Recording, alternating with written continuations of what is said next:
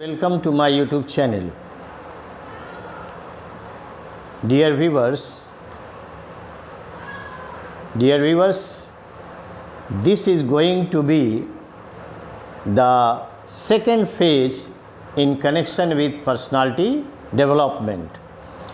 In the previous phase 1, I have stressed much on what are the causes what are the factors that are responsible to construct, to make or to build a person's personality, and I talked much in detail about heredity and environment. Now I am switching over to the traits of personality in the second phase. जैसा कि ये दूसरे phase में हम traits of personality पढ़ने जा रहे हैं, आप बहुत ध्यान से इस मेरे वीडियो को पूरा वॉच करें, स्किप ऑफ कभी ना करें। स्किप ऑफ करने से आप पूरी बात बढ़िया से समझ नहीं पाएंगे। फर्स्ट फेज में हमने बताया कि वो कौन से फैक्टर्स हैं जो एक इंसान को, एक बच्चे को, एक आदमी की पर्सनालिटी, एक व्यक्तित्व को, शख्सियत को बनाते या बिगाड़ते हैं। उनमें हेरिडिटी और इन्वायरमेंट पर काफ़ी डिटेल में हमने 6 वीडियो बनाए जो हमने बताया उसमें। अब सेकंड फेज में हम आ रहे हैं इस चीज़ पर कि ट्रेट्स, पर्सनालिटी के ट्रेट्स क्या हैं, लक्षण क्या हैं, खुसूसियतें क्या हैं। एक पर्सनालिटी के अंदर, एक इंसान के अंदर कौन कौन सी खूबियाँ होनी चाहिए जिससे वो एक बेहतरीन पर्सनालिटी, एक बेहतरीन व्यक्ति, एक बेहतरीन शख्सियत वो कहला सकती है। तो आप ध्यान से देखें, इसको एब्रीविएशन फॉर्म में अगर आप समझें तो इसको कहते हैं OCEAN, ओशन, यानी समुद्र। तो जिस तरह से समुद्र में सारी नदियाँ जाके मिलती हैं, इंसान की शख्सियत भी समुद्र से कम गहरी नहीं है। Man is the most unpredictable creature on the earth. कौन आदमी कब क्या बिहेव कर जाएगा, क्या बोल जाएगा, क्या कर जाएगा, ये खुद वो व्यक्ति भी नहीं जानता है। बहुत से लोग पॉजिटिव जाते जाते कुछ ऐसी घटना हुई कि निगेटिव डायरेक्शन में घूम गए। बहुत से ऐसे लोग हैं जो चोर डाकू थे लेकिन अच्छे इंसान के समय में साथ में आए और उनकी जीवन की धारा निगेटिव से पॉजिटिव डायरेक्शन में चली गई। तो ये चीज़ बहुत मायने रखती है किसी भी व्यक्तित्व में। अब ये OCEAN, ओशन, इसमें ये 5 वर्ड्स हैं।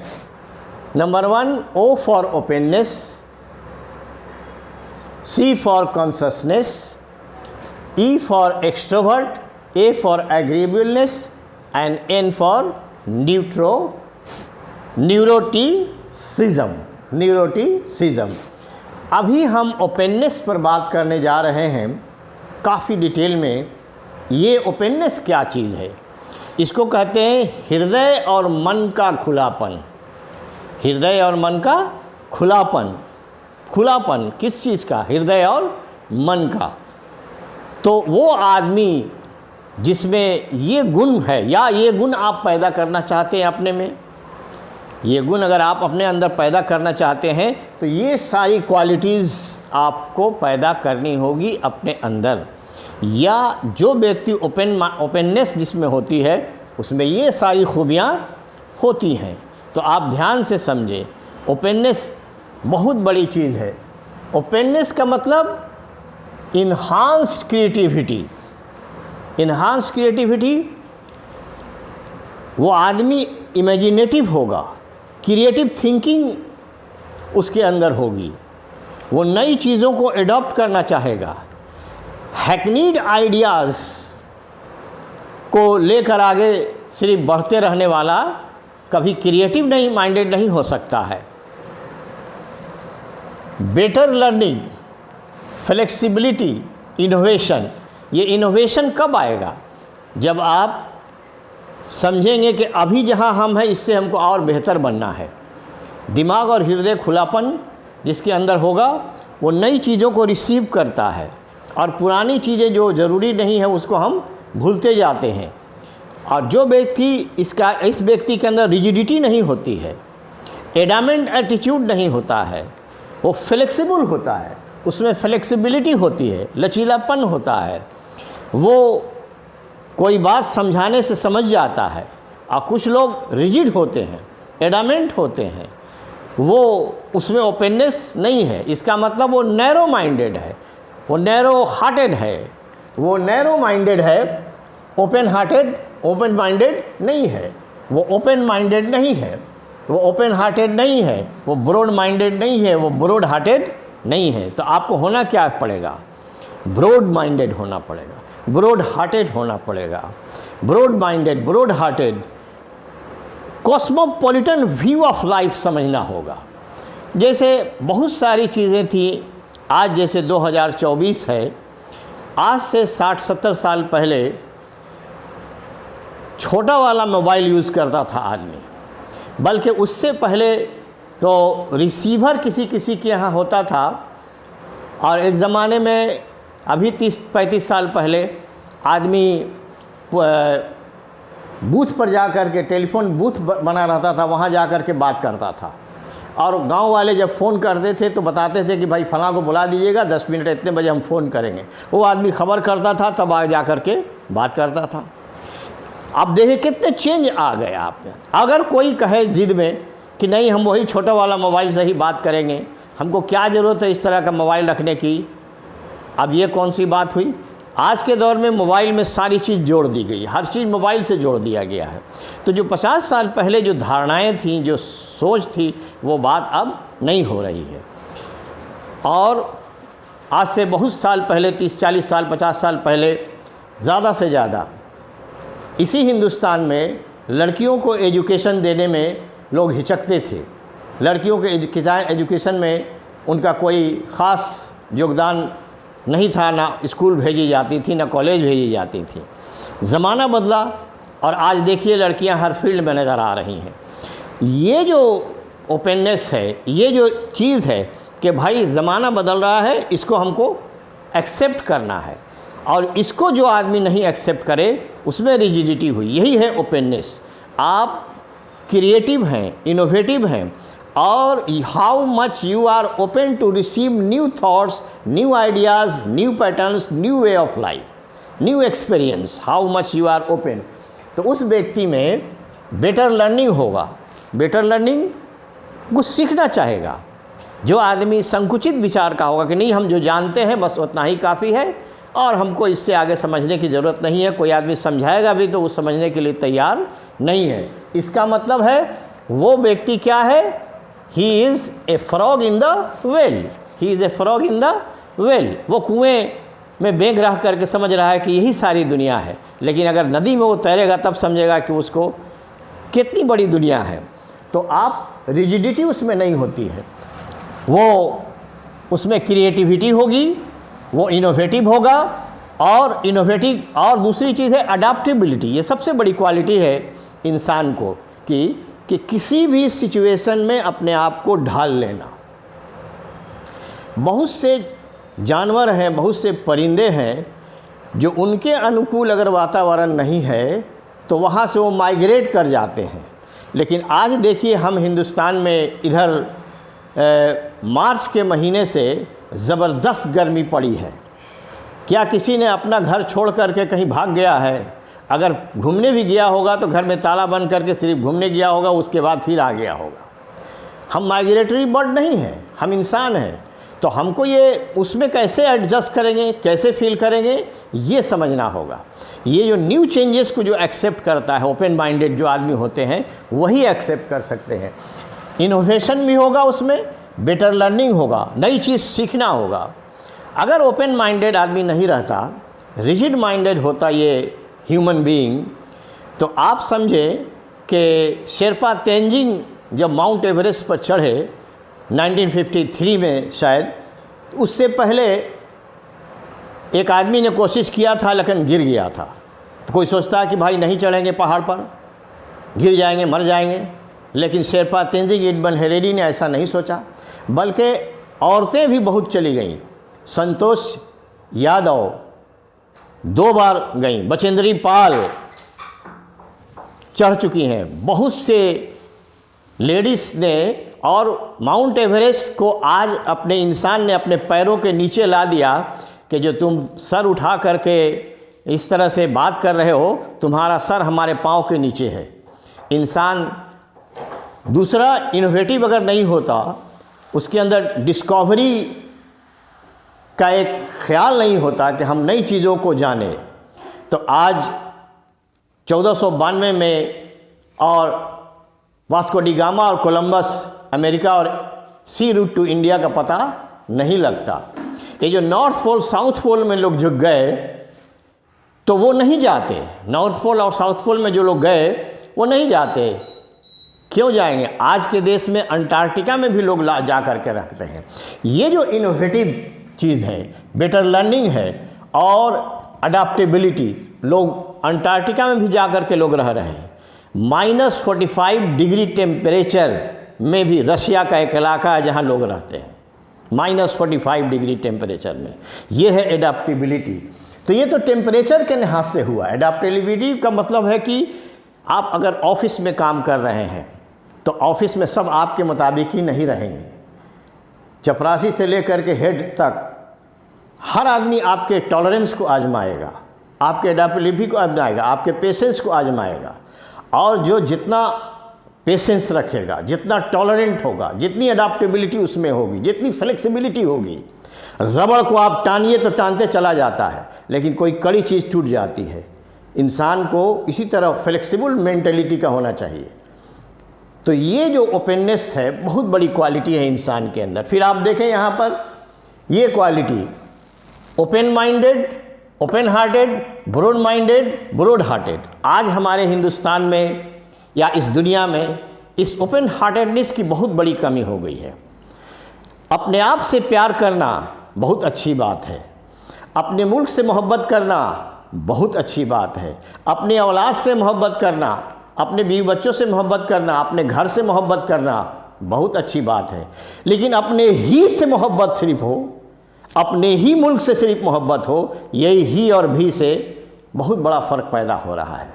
राष्ट्रवाद का ये मतलब नहीं है, पैट्रियोटिज़म का ये मतलब नहीं है कि हम अपने ही मुल्क से सिर्फ मोहब्बत करें, हम अपने आप से ही सिर्फ मोहब्बत करें, अपनी जाति से ही सिर्फ मोहब्बत करें। तो संकुचित होते होते आदमी इंडिविजुअलिज्म पर आ जाता है, सेल्फिश हो जाता है, वो आदमी सेल्फ सेंटर्ड हो जाता है।